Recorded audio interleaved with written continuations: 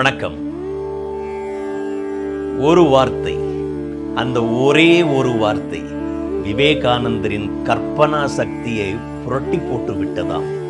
அவர் காதுல அந்த வார்த்தை ரீங்காரமிட்டு கொண்டே இருந்துச்சாங்க. உபநிடதங்களில் துள்ளி குதிச்சுக்கிட்டு இருந்துச்சான். முனிவர்களும் தவசீலர்களும் அதை அடிக்கடி சொல்லிக்கொண்டே இருந்தார்களாம். அந்த வார்த்தை என்ன தெரியுமா? அபி என்ற வார்த்தை. சுவாமி விவேகானந்தர் சொல்றாரு, அந்த வார்த்தை உபநிடதங்களில் இருந்து ஒரு அணுகுண்டை போல மேலே கிளம்பி அறியாமை என்னும் குவியல்கள் மீது விழுந்ததாம். அந்த அபி என்ற வார்த்தை, அதற்கு அர்த்தம் என்ன தெரியுமா? தைரியம், பலம்.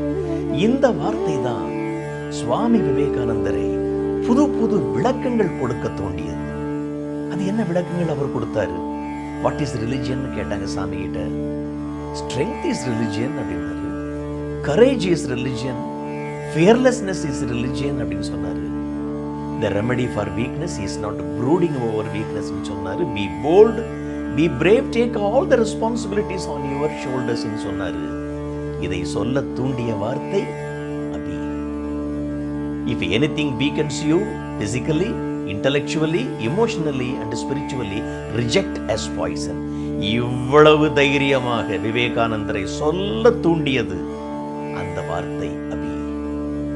அந்த வார்த்தை அபி, பலம், தைரியம். இன்றைய இளைஞர்கள் மத்தியில், அவர்கள் மனதில் இந்த தன்னம்பிக்கை விதைக்கப்பட வேண்டும். இன்றைய இளைஞர்கள் இன்றைக்கு போதைப் பொருளுக்கு அடிமையாகி கொண்டிருக்கிறார்கள்.